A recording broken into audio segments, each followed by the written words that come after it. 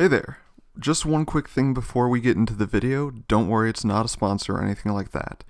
I just wanted to thank the incredibly talented team of voice actors, artists, and lore scholars that volunteered their time and talent to make this video possible. All of them will be mentioned and shouted out in the credits and description, so please do take the time to watch through. I also realize that this video is quite long, so I have split it into 3 sections with their own little subsections. You'll find the timestamps to all of these in the video description and the comments if you'd like to skip ahead to specific sections. That being said, I hope you enjoy. So, Guardian, you wish to learn more about the Fallen? Well, my fire team is running late on me, so I got some time. Take a seat and get comfortable. There's quite a bit to cover. Everything I am about to tell you is from the research and experience of myself and my fire team, and you should keep in mind that some details regarding the Fallen are still unclear or unrevealed to us. That being said, we begin our story on their homeworld, on Riis.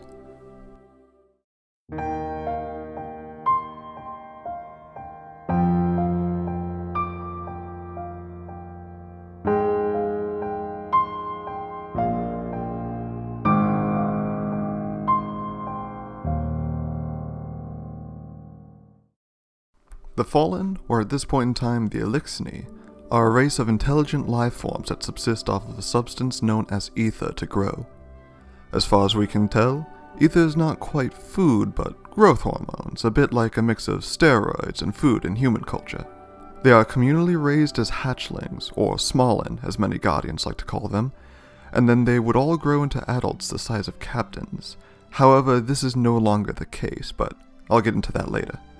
They worship all machines to some extent, some with mere respect and reverence, and others as gods, including our very own Traveler, or the Great Machine as they call it. But what many Guardians fail to understand is that they are not, and were not, always the pirates and scavengers we have become accustomed to in the Cosmodrome and beyond. The Eliksni had a society that was much like our own before the Traveler's arrival, generally doing alright but plagued by civil conflicts between their houses, like wars amongst our old nations. This span of time was known as the Edge Wars, and resulted in the House of Kings unifying the other houses under their leadership. This was soon followed by the Traveler's visitation of their home system. Through the Traveler, they were blessed with an age of peace and prosperity. We do not know much about this era, as few Eliksni that have lived during this period are still alive today, but through visions in the Vault of Glass, we caught a glimpse of what it was like. It's a paradise. Carefully tended lakes and rivers wind their way between fields of lush, iridescent crops and into groves of starkly colored trees.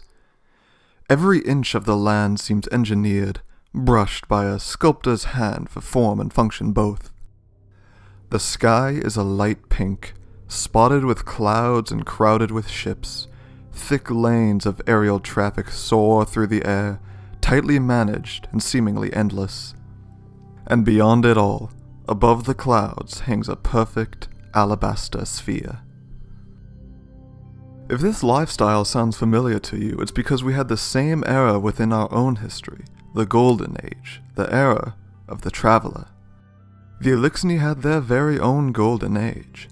Their many houses lived in harmony on the pink-skied planet of Riis and beyond, united under the light of the Great Machine. So, if the home system was so prosperous, then why leave? Well, I believe that Riis explains this best. Ours was a world of prosperity and peace, not unlike your Golden Age. We worshipped the Great Machine, but fate intervened. With it came a whirlwind of destruction. In the chaos, the Great Machine fled, abandoning us all. The darkness came for the Eliksni, for Riis. In a wave of pyramid crafts, they ravaged their world in what has only been described as a whirlwind. This event was to the Eliksni as the collapse was to humanity. We do not know much of what exactly happened during this event, but we know that the traveler fled, just as it has with so many other civilizations. From that day forward, the Eliksni would come to be known as the Fallen. The once united houses of the Fallen would split, and they would chase their machine god across the cosmos in massive ships that became their homes, clinging on to the hope of recovering their golden age. This journey would take a toll on their culture in rather disturbing ways. Ether is what allows Eliksni to grow. This is why we observe such a significant size difference between Fallen. But this ether that once flowed freely under the blessing of the great machine was now scarce. Now, it could only be obtained by servitors, machines created and worshipped by the Fallen that transform matter and energy into ether. This led their houses, which were previously similar to our nations of old, becoming tyrannical factions. Without enough ether to go around, these houses were forced to strictly ration it. Depending on an Eliksni's rank within the hierarchy of the house, they would be rationed a certain amount of ether. This practice started as a necessity, but would evolve into a tool for the leadership of each house to control its subjects. After extensive research, I have found that most Fallen houses follow a certain hierarchy structure. By understanding how these houses work, we may gain greater insight into the deeper culture and social tendencies of the Fallen.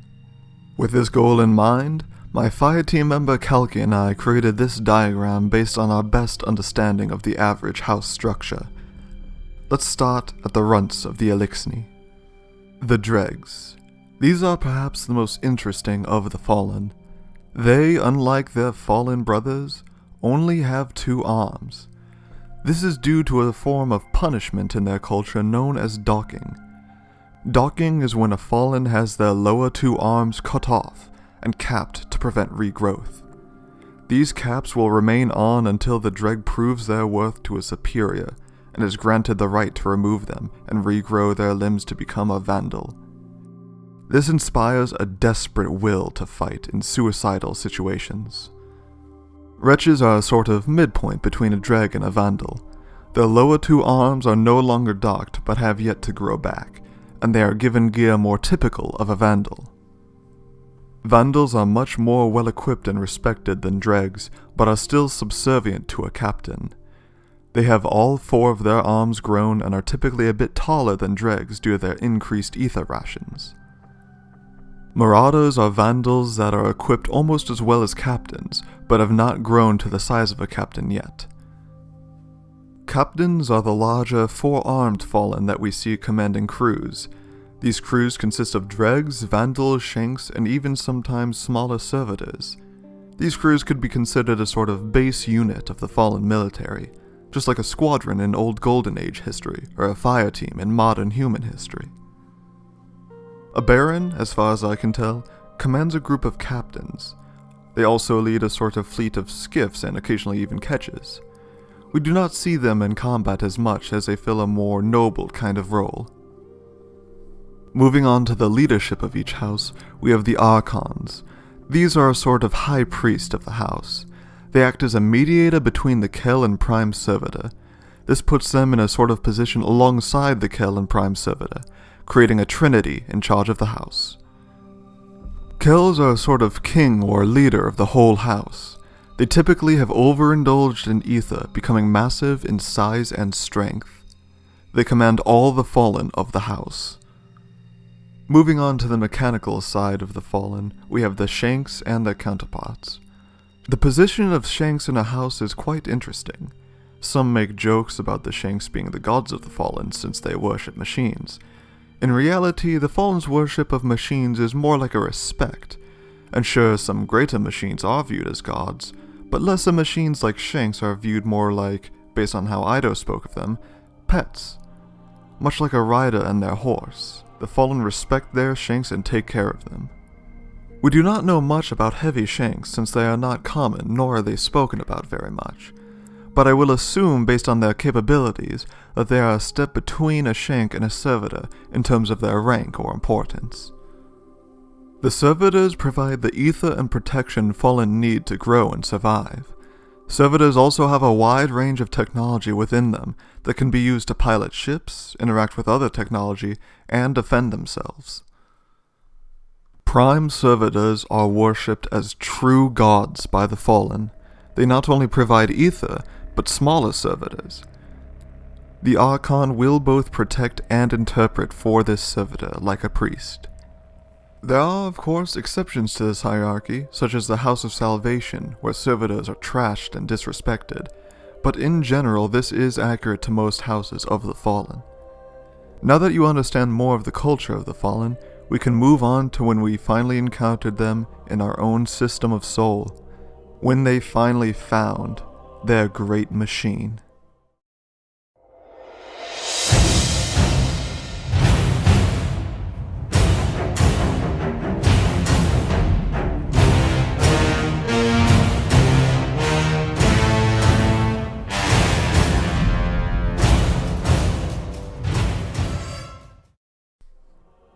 Imagine, for a moment if you will, that the traveler left us right now, as the darkness looms upon our door.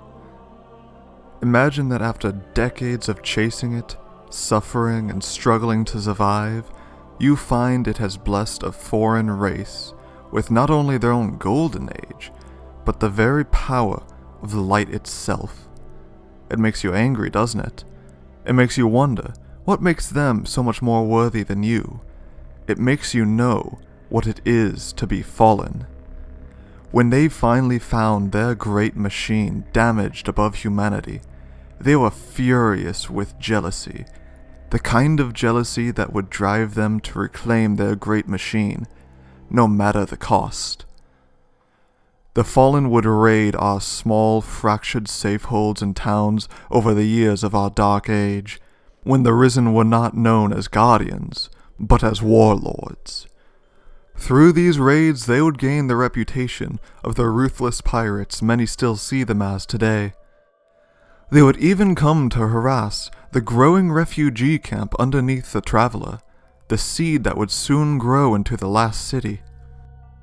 This harassment would eventually lead to the creation of the Vanguard and the Consensus. Their small acts of piracy on the city would grow and evolve into a near-constant war, earning the name the 100-Year Siege.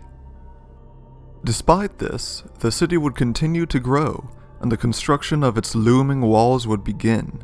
But even the wall, complete with all its gun emplacements and the powerful guardians that defended it, would not dissuade the Fallen from attacking. You see, their desperate need to reunite with their great machine emboldened them with zealous bravery and anger.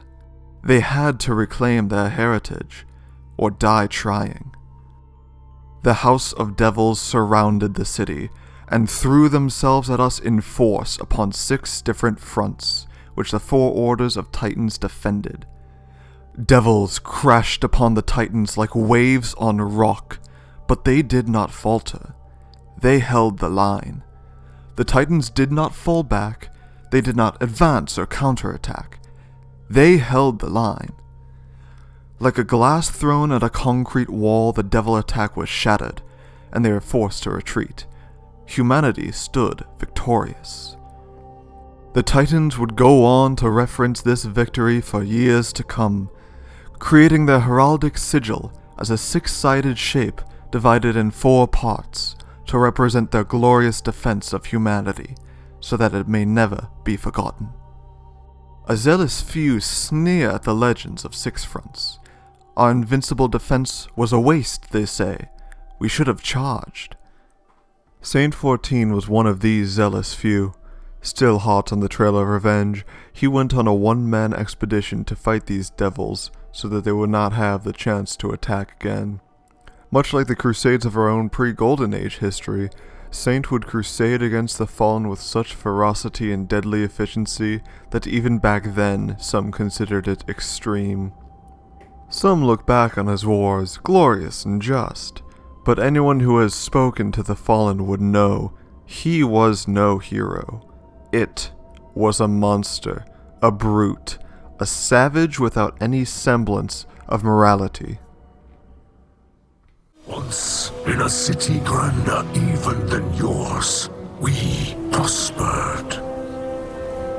But it did not last.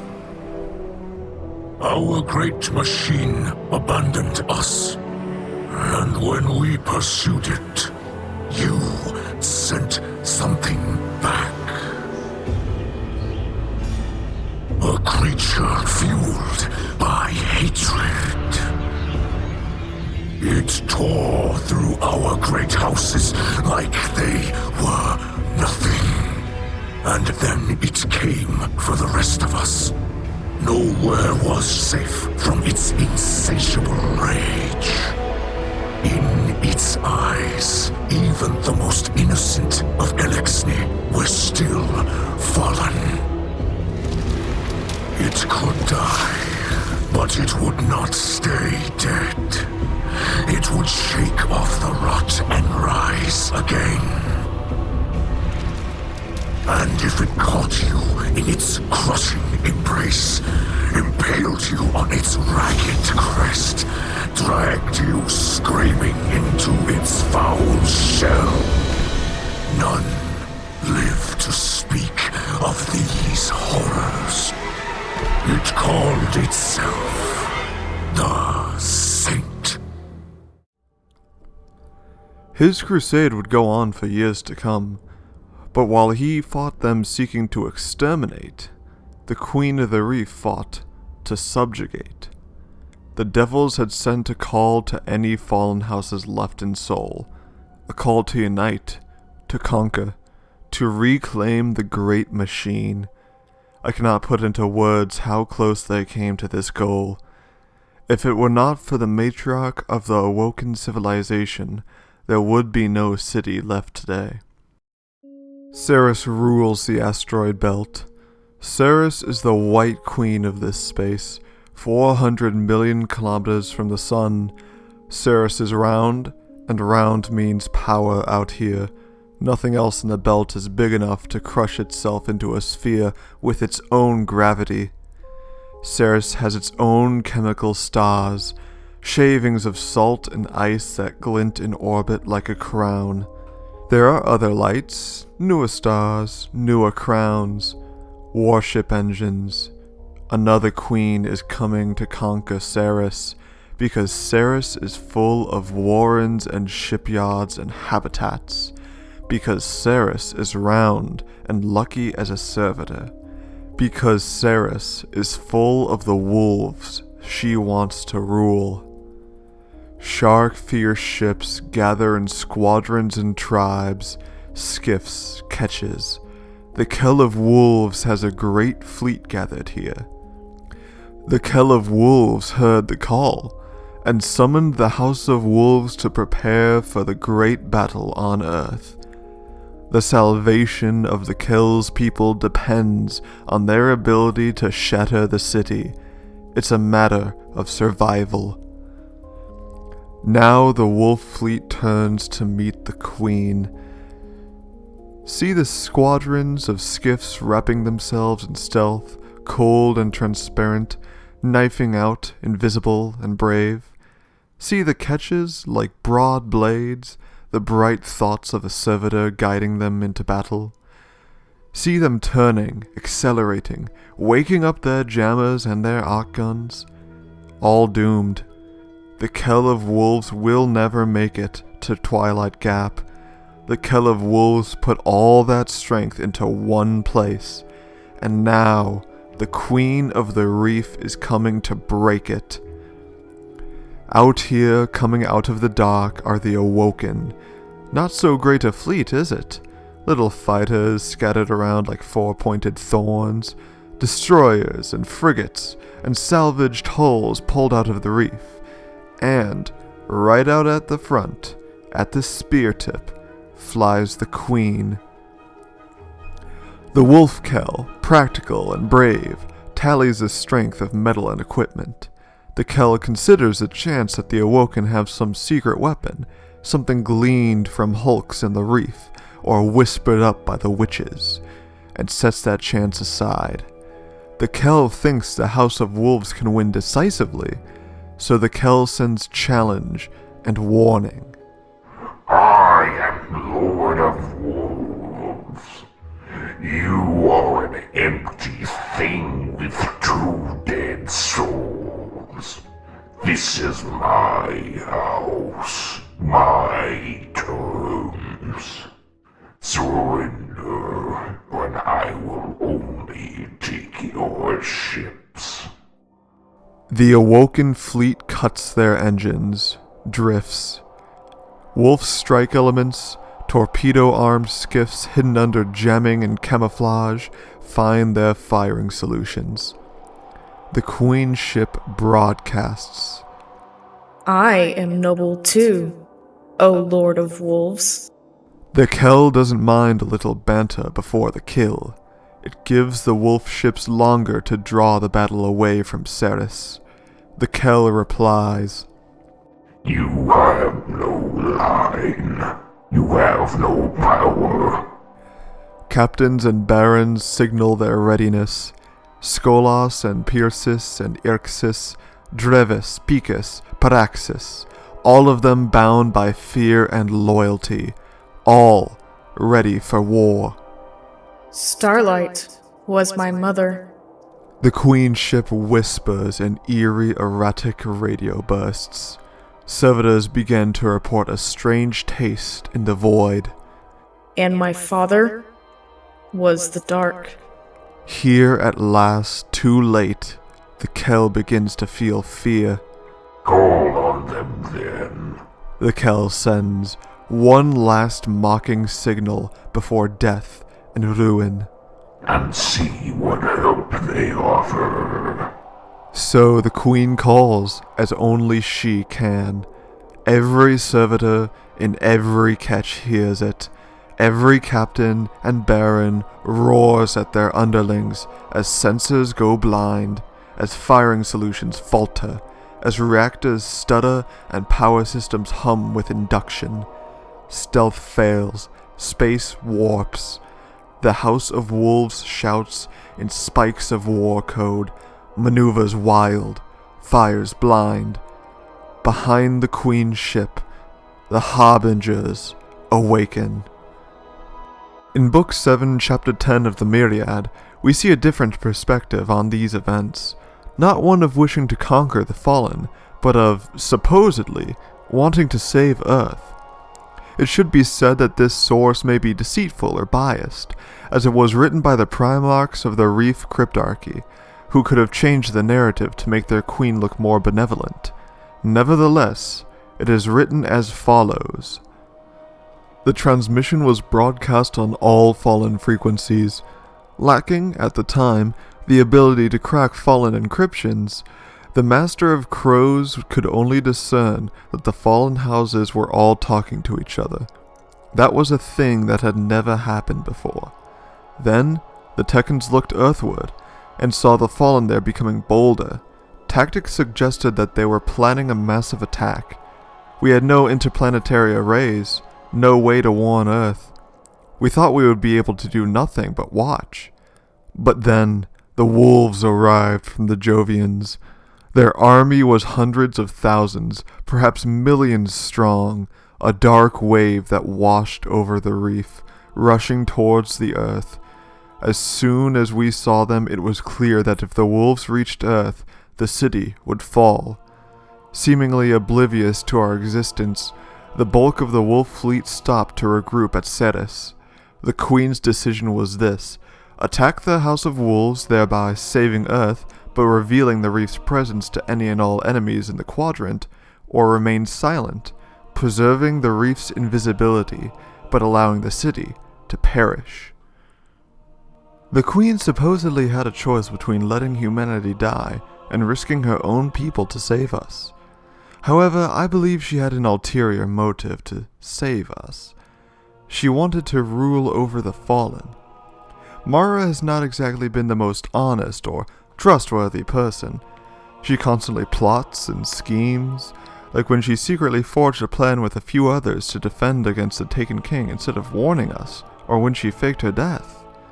I believe she planned to use the Fallen in one of her schemes, but for what we are discussing today, that does not matter. What matters is that she did defeat the House of Wolves. Not only that, but Verix of House Judgment declared Mara to be the new Kill of Wolves. This led to many of the former wolves to rally under the Queen, and those who did not were soon exterminated in a few short battles. Verix would come to be known as Verix the Loyal, and his words give us great insight into the perspective of an Eliksni. They call me betrayer. They do not think I hear the words bug, insect, fallen. I hear House of Judgment always hears. No choice. Has to keep houses together. Had to. First great machine, then sky fell away. Whirlwind ripped away the past. All honor lost, all hope. Judgment not enough. Cannot keep wolves from kings. Scar from winter. Fell to fighting. Fell to hate. Judgment gone. Others slaughtered. Slain. Death and docking. Keep Eliksni together. Lost to pride and rage. Traveled with the many houses before wolves. We move across the dark. Follow the light. Advise kills. Worshipped primes. House Judgment must survive, yes. Found the light. Too bright in darkness to hide. House Winter attack. House Devils plot. House Kings plan. House Wolves circle. House Judgment wait. Now at war. Fight for system. Control the belt. Wolves kill dead. Dying. Skolas wins control of House Wolves. Attack. Attack. Attack. Place of learning. Place of healing. Put to the burn. Then siege of Palace. Years of cruelty. Held the line to rescue butchers. Murderers. Servitor. Ends with wolf fleet scattered. New tactics. Detonations. Blasts in civilian areas. Take the fight to them, he said. Cannot abide the hate. Uprising they called it. Uprising on Cybele. Reach out to crows, to Queen. Cybele attack stopped. Skolas captured. Ended House of Wolves with words. Paladins find me hiding, cowering. Nowhere else to go, no one else to be. I become Verix the Loyal, House Judgment envoy to Queen of Awoken. No choice. House Judgment must survive. Yes. Thanks to the efforts of the Reef, the wolves never made it to the Battle of Twilight Gap. Despite this setback, The rest of the fallen houses descended upon the last bastion of humanity in force. The battle that followed would stick like glue in the memories of the city eternally, as the battle that was almost humanity's last. The cannon fire from fallen walkers blotted out the sun and replaced it with the light of flaming shells. Saladin commanded the defense as humanity's gun emplacements returned fire hopelessly, but the fallen inevitably pushed up to these fortifications. Countless guardians died their final deaths in the brutal melee combat that ensued. The most notable fighting took place at the fortification known as Twilight Gap. Fireteam leaders, do not advance on the wall. Fall back to the Reachback district. Shax freezes with a Vandal's windpipe in his fist. He waits for Saladin to justify the strategy. I repeat, all teams rally at the Reachback district. Do not advance. The city is lost. Shax drops the Vandal, then empties the rest of his clip into a captain. He and his fire team are running on fumes. The dead, fallen and guardian alike, litter the Twilight Gap. Shax, do you copy? He risks a look over his shoulder at their home, the place they call the last safe city. Not burning. Not yet. Gritting his teeth, he reloads. Shax, your orders are to retreat. He sees a gap in the onslaught of invaders and gestures to the others. Inkechi, take up the intruce. Lufang, with me. Bray, cover us. This battlefield is not your stage, Shax. This is not about glory. His fire team doesn't hesitate. Shax, for the final time, fall back. As the 6 of them crest the wall, Shax cuts the feed. Thanks to Shax and all the other Guardians who risked and gave their lives that day, the city still stands. Due to the destruction of most of our outer defenses and the lessons we learned from spreading our Guardians too thin among them, we would abandon most of our structures outside the city and compact our defenses closer to the rim and wall. And while we won't go into it too much because we are supposed to be talking about the Fallen, not humanity, there was a shining light for us after this near loss. The Galahorns. Legendary rocket launchers forged from the light and armor of the Guardians who fell that day. These rocket launchers would be used to brutalize the enemies of humanity for years to come. You don't see them around much anymore after most were lost in the Red War, but trust me when I say they were magnificent. Anyways, after the Twilight Gap, Saint ventured on his last crusade to end the Devil House once and for all. He tore through the endless ranks of Fallen like they were rotted parchment. No matter how many times the Fallen killed him, he would merely rise again and continue the bloodshed until he finally reached their Kell. Having run out of ammo, he battled the massive Kell with his bare hands. This duel raged on, an unstoppable force versus an immovable object, the Kell of Devils versus the Devil himself. He could feel his light draining. He pulled it all into one last hope. He reeled back and... his helm found purchase, breaking through just above the Kell's eyes. The ether screamed from his head, and together they fell to the ground. The Exo-Guardian rose, staggering back. He couldn't take his eyes off the Kell's body. He'd never seen any Fallen withstand a skull puncture, but this was no ordinary Fallen. He waited and waited. Ghost.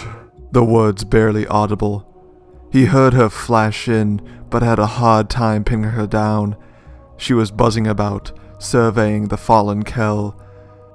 He's dead, alright. So that's it? We're done now? He removed his helm, tossed it aside, and dropped to his knees. The devils without a Kell. The war was over. At last. They could finally go home. Without their Kell, the House of Devils would slowly fall apart from this point on. though we would have to defend ourselves from their last-ditch efforts for years to come.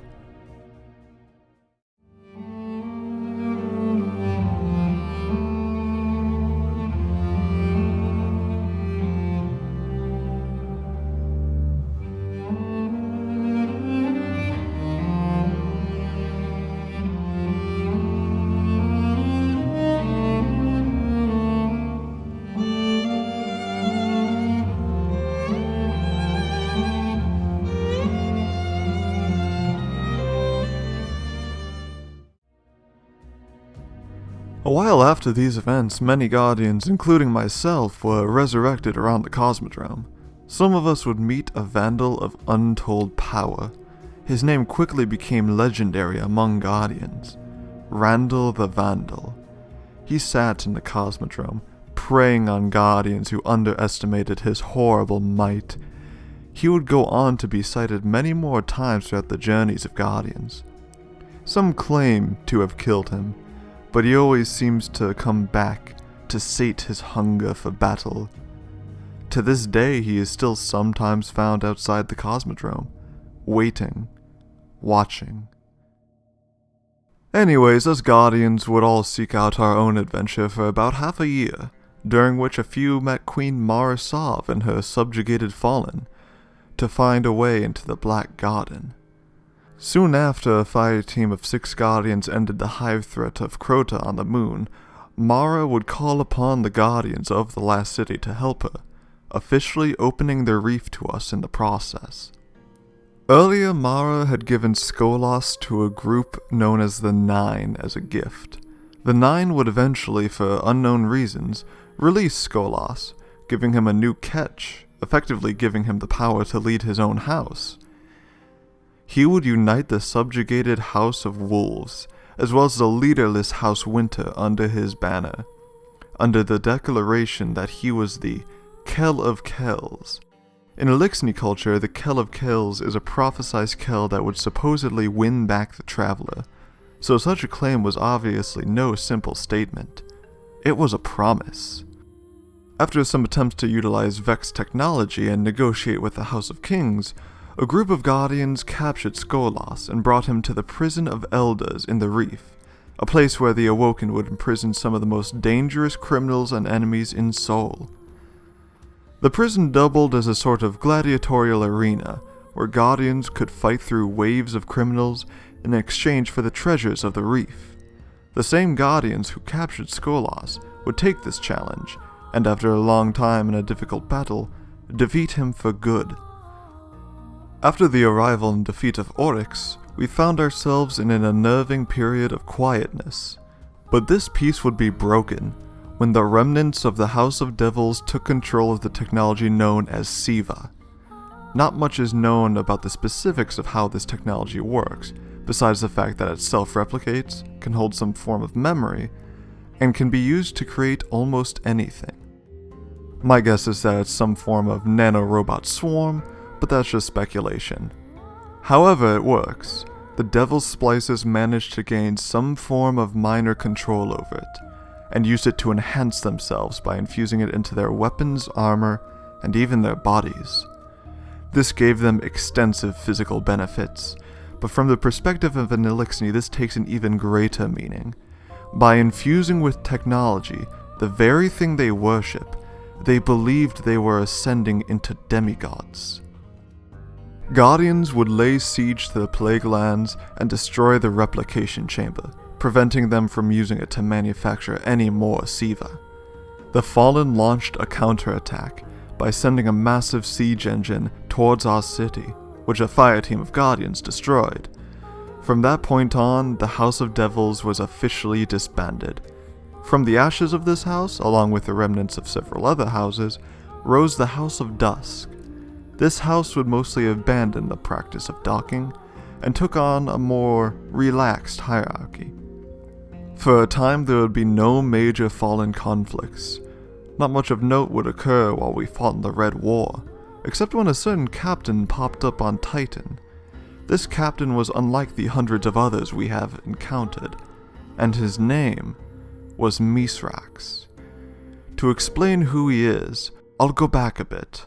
when Misraaks was still just a vandal. The vandal stoops low as he exits the galliot.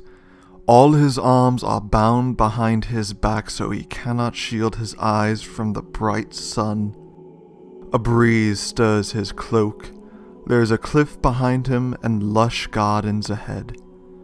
His jailer would not grant him the honor of a quick death, so she must intend to torture him. She thinks he will yield like the flesh lovers from House Judgment. She is wrong. Whatever indignity she can muster are nothing compared to what he deserves. With his chin held high, he imagined shucking off his armor and laying all 4 of his arms in his captain's hands. His captain is his mother, and she will not dock him with a scythe. She will twist and tear his arms from his body like she is shucking a fine fat crab for dinner. And he will be glad of the slow, sick cracks and crunches of his bones. He will be glad of the shame. Let him go limbless for the rest of his wasted life. Let the ether thirst shrivel him up like a Yaversi fig. What do you think? His jailer asks in a language he cannot understand. She steps up beside him and claps a hand on his shoulder. He flinches. She is nearly as tall as he is, and for a creature with no claws, her grip is strong and sure. Together, they contemplate the gardens. It's all a bit much for my taste. She admits as he sneaks a furtive look at her. Her bow is unstrung. There is only 1 arrow in her quiver. She is stupid. He whirls, trips her, and sprints for the cliff. She swears, recovers, and lunges after him. As he pitches himself off the ledge, he thinks of his mother's shame and prays that she forgets him. Better that she never had a son than a weakling so easily captured by the enemy. It is his bad luck that she catches his foot with 1 hand. His helmet slams into the rocky cliffside. A piece of his rebreather cracks off and disappears into the mist far below. He flails, but he cannot drag her down with him. Somehow, she hauls him in like a fish. As soon as she has him on solid ground, she binds his ankles with a string of her bow. All right. She says, catching her breath. All right. She chuckles, pats his shoulder fondly, and then pulls him upright like a sack of sackics. She takes a step back, brushing off her hands against the seat of her trousers. He glowers, the surliest sackic sack this side of the great machine, hating her horrible, squared-off teeth and her blunt, stubby fingers. Let's try this again, shall we? Drawing 2 fractal knives from sheaths on her thighs, she makes a perfect Ilias bow before him. Thunderstruck, he sits up straight, stares. Not good? She asks, and tries again. Furious confusion takes him. This is some kind of trick, blasphemous mockery. You're so vex. He rumbles. She shakes her head. Nama. Sheathing one of her knives, she holds out her free hand with her fingers spread in supplication. He draws his chin towards his throat with this fresh betrayal, narrowing his secondary eyes. It speaks. Slowly, without breaking eye contact, she lays her other knife on the ground between them. The blade points towards her boots. He watches her every movement. How many secrets have the flesh lovers betrayed? That this creature can make peace, like a cringing drek before his kell. She taps 2 fingers against her cuirass. Sure. She says slowly, then points at him. Honor bound, even as he simmers in scandal, he replies. Misraaks. Velask. Riis. Misraaks. She repeats, then grins. Vilask, Misraaks, and welcome. Let's have a look about, shall we? This was Misraaks' first step towards becoming who he is today. For probably the first time in his life, he was shown mercy, something even his own people wouldn't grant him. Now, fast forward to the end of the Red War. My fire team and I went on a standard patrol on Titan, just like any other. After we had a brief sighting of a captain and his crew, we were told by Commander Sloan to get a reactor to help power the arcology. During this expedition, we ran into him again and discovered he was Misraaks, but he did not attack us. He trapped us in an energy field while he and his crew escaped. My fire team and I became very intrigued with his behavior. It seemed like he didn't want to fight us. Also of note is the method in which he trapped us. At the time I thought nothing of it, but the newfound knowledge that he is a Splicer brings about a new perspective, suggesting that he has been a Splicer for quite a long time, and is able to apply these skills to a wide range of technologies and situations. Well, getting back to the point, we caught up to him at the site of the reactor, dueling a Hive Knight one-on-one. Out of interest and an odd form of respect for this particular captain, we decided to kill the knight, but hold our fire on Misraaks. In response, he bowed to all of us and then left, allowing us to take the reactor. This event stuck in our heads and is what personally sparked my interest in the Eliksni. And based on some rumors, it seems that for Misraaks, it sparked an interest in the Guardians. He would go on to form a fire team with 2 Guardians, a Hunter and a Warlock. Why did they call themselves wolves? You guys don't have any wolves on your homeworld. Do you? Nama. The captain has perched on a rusted-out skiff. He scans the horizon, trying to remember the way to the crypt. So, why then? Most people haven't even seen one. Yeah. I'd never even heard of wolves, till I went to the Iron Temple. The captain cocks his head in a way that makes him look very like a squat, hulking owl. Why Eliksni accept name Fallen? Why wolves accept name Wolves? Why Misraaks is now Misraaks? He grimaces as he mimes their accents, showing his serrated teeth. He rises in one fluid motion and stands at his full height. Why speak Guardian way instead Eliksni? Docked things do not word themselves. He hops down, brushing past the Hunter and the Warlock with the rippling strength of a hunting tiger. House of Wolves, they been Raskirisan, gentle weavers. Come, I know the way now. 3 cloaked figures trek through a cave on a wind-swept asteroid. As they walk, they joke, they tell stories. They are a fire team. After Cybele, the wolves bowed. Some became the queen's bodyguards, then Skolas. Whoa. How? Why? Why trust enemies with your life? No offense, buddy. The captain shrugs, none taken. Yeah, strange to do, but Eliksni, we been breathe always love for honor. New promise, not on making old. Wolves would been follow Marakel forever if Skolas does not appear again. The passage widens, and they find a hidden door veneered with amethyst. The captain lays a hand on it and bows his head. The Hunter and the Warlock fall back respectively. After a time, the Warlock ventures. Misraaks? The captain turns.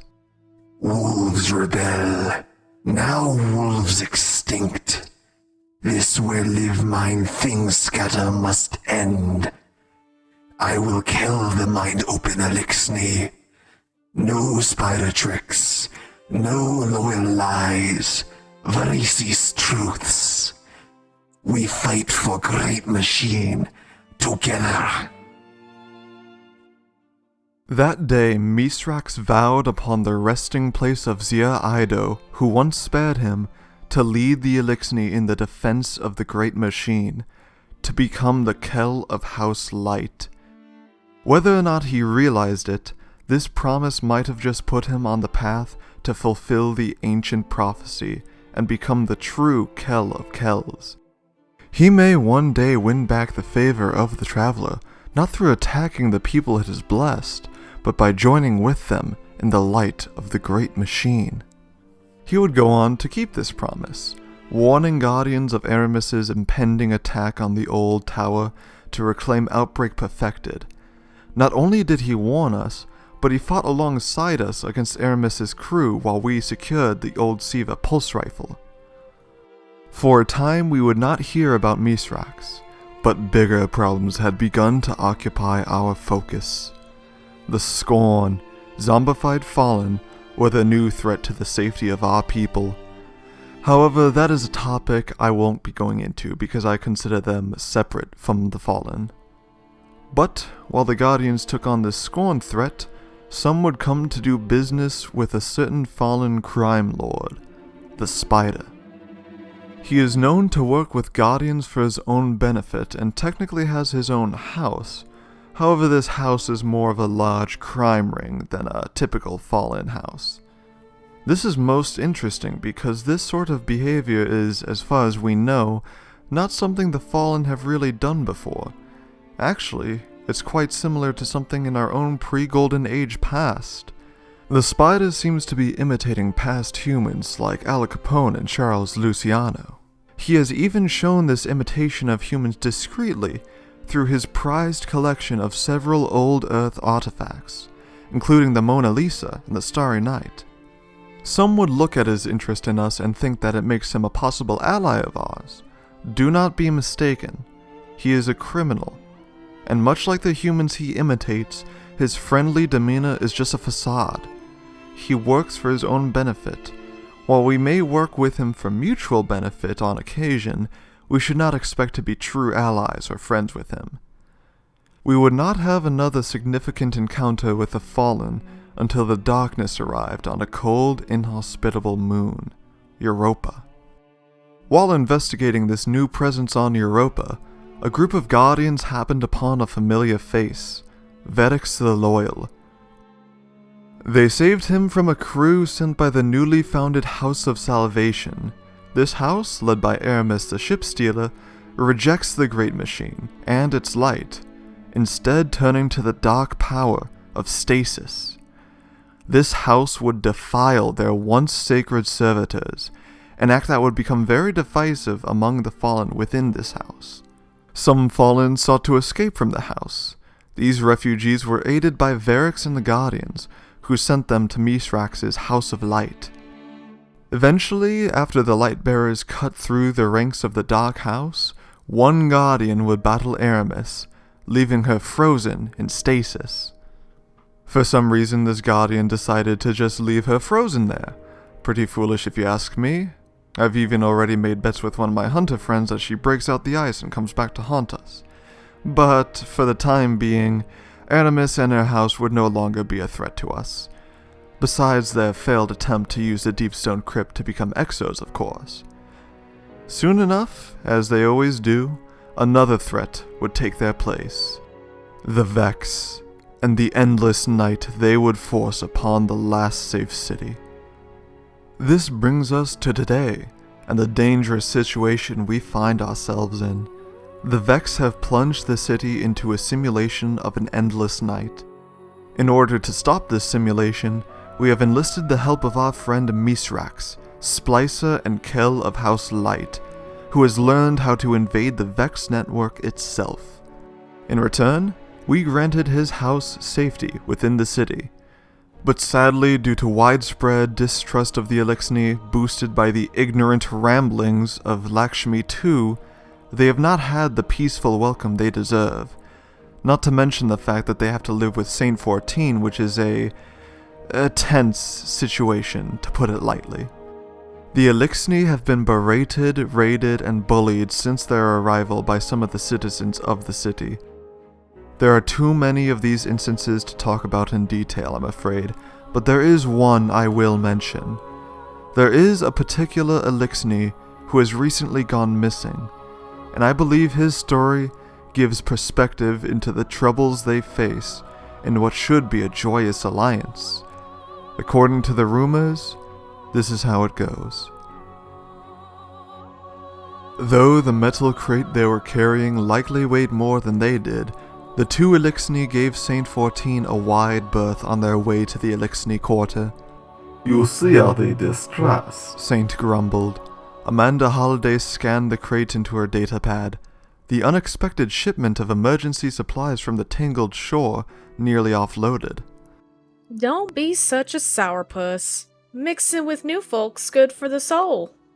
I mix, but the fallen, they do not enjoy my company, and I feel the same for them.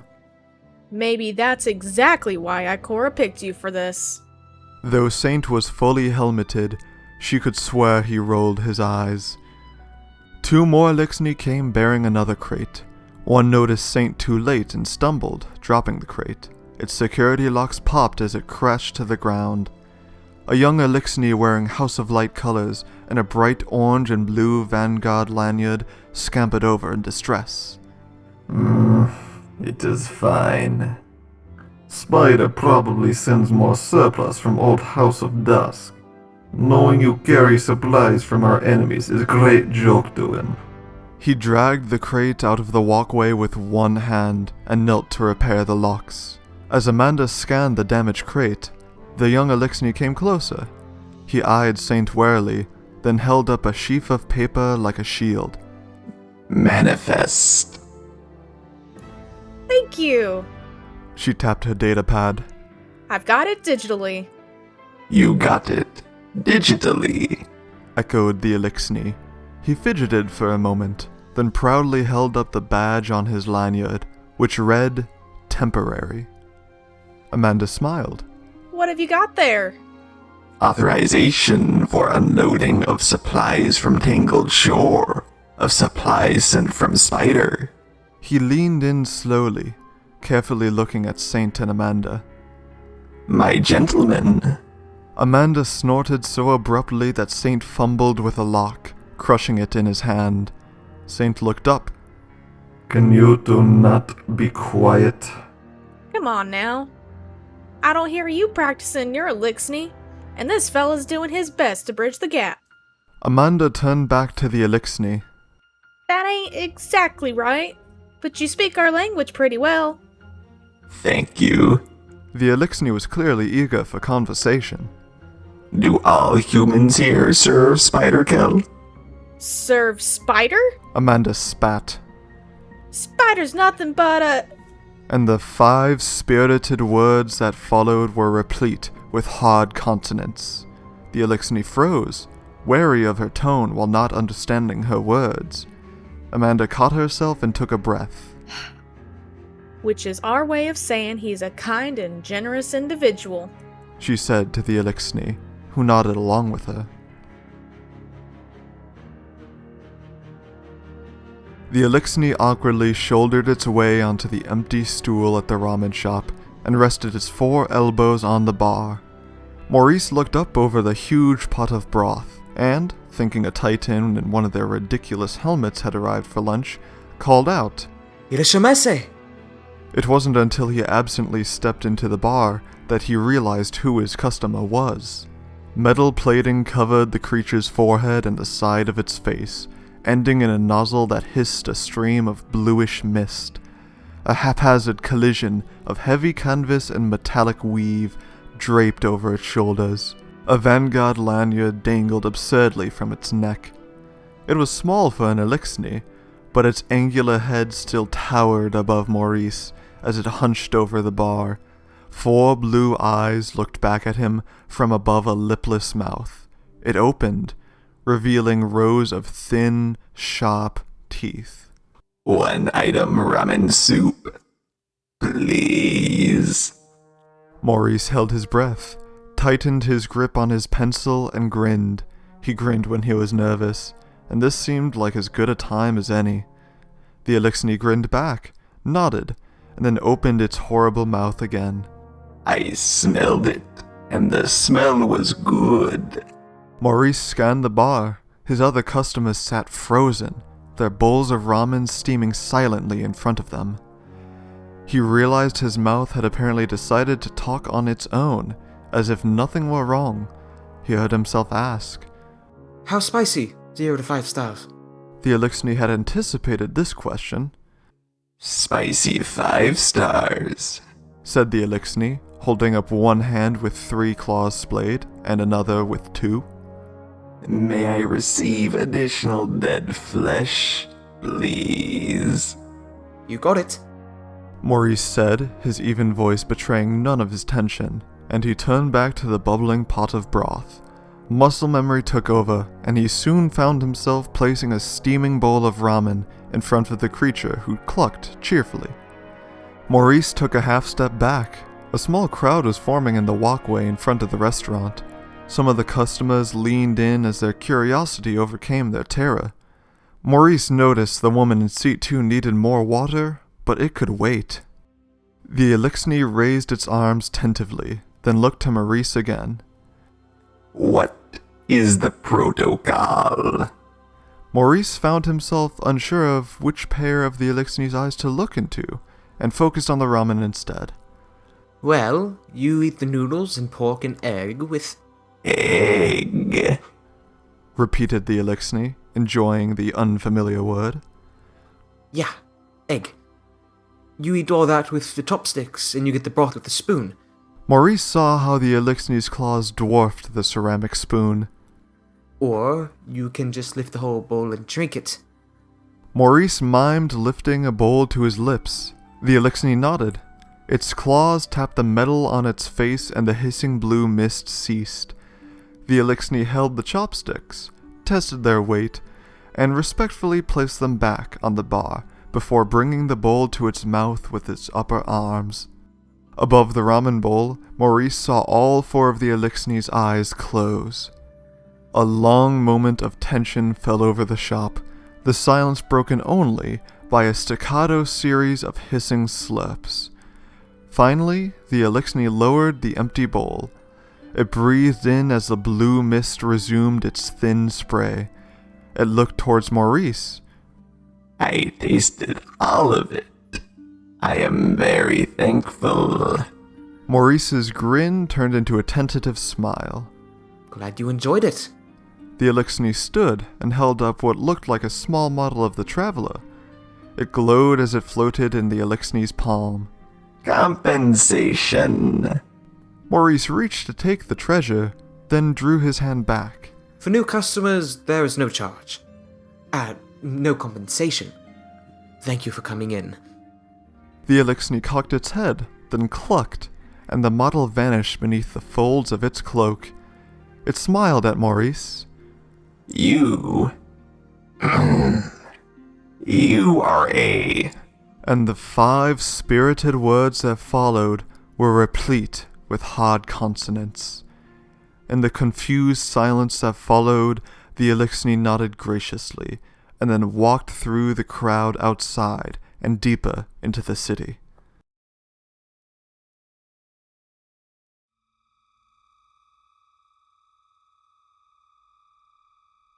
Helena looked suspiciously at the broken windows in the abandoned building and checked her datapad coordinates again. She had never been to this corner of the city before. Mom? She called doubtfully, hearing her voice echo in the empty space. Back here, Answered her mother, and Helena's stomach dropped. She pulled open a rusty door and found her mother in a low concrete room, frantically packing the contents of a long table into duffel bags. Along the far wall, another woman was balling up a plastic top. The room smelled like chemicals. A man shouldering a large black bag pushed his way past her in a cloud of cologne, alcohol, and sour sweat. Helena noticed a small signal jammer blinking orange on the table. Behind it, an EXO was waist-deep in a rebar-lined fracture in the floor. Tight fit. I'm guessing he didn't get far. I'll find him. He vanished into the hole. What's going on? Don't ask questions. Her mother said as she shrugged a damp strand of blonde hair out of her face. We need to get moving. She nodded towards the far corner of the room. You, take that pile. Helena crossed her arms warily. Mom, what are you doing out here? I don't have time to talk about this now. Her mother snapped. You don't know what's going on. You didn't see them looking through the windows. You didn't hear what this one said in the ramen shop. For the first time, her mother looked up. Dangerous intensity burned in her eyes. They're using the dark to blind us, and we're not going to let it happen. Now, help me. Helena walked slowly to the trash piled in the corner. Towels soaked with blue fluid, rubbery tubes, strange scraps of metal, and a laminated card that read temporary. Her voice was small. Mama, what did you do?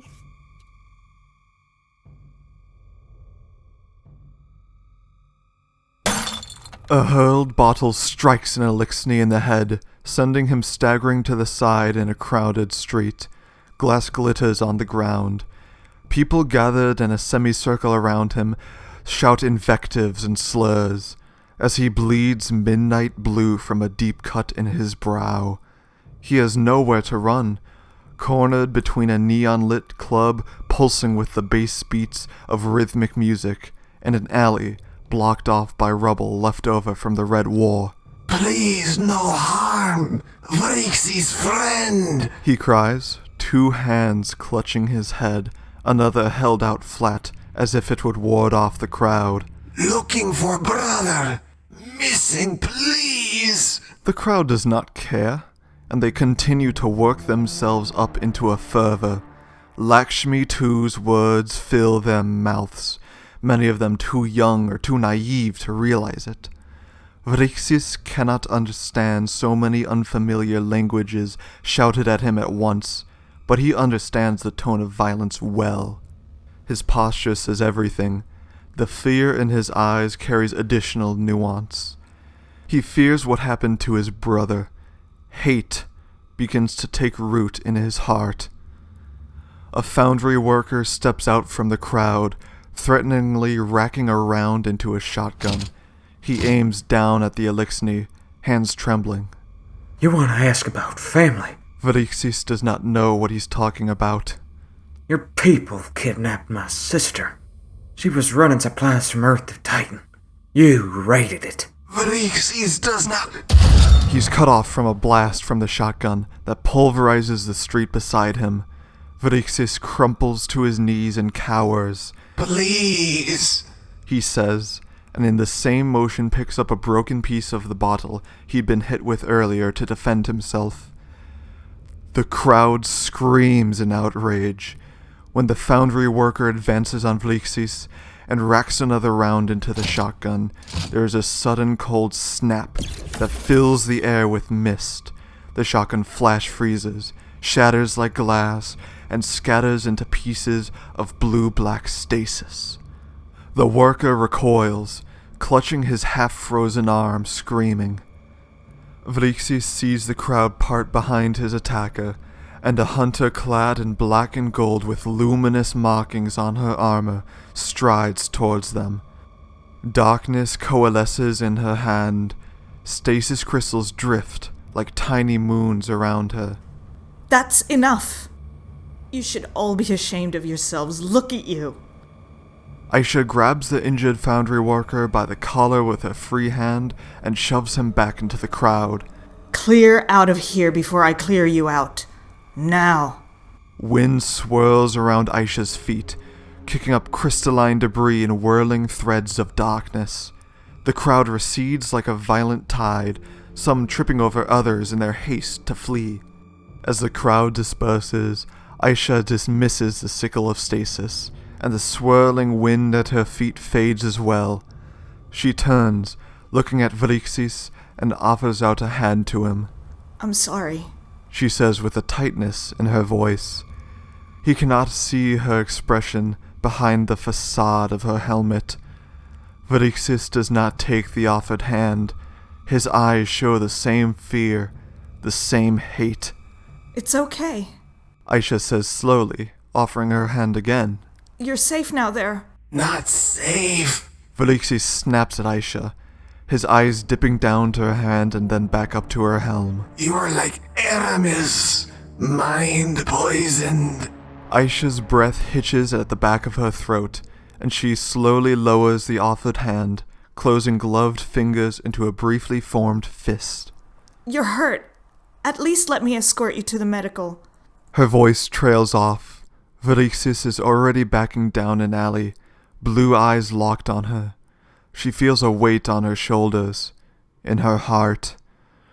The Eliksni disappears into the shadows, leaving Aisha alone under an endless night sky.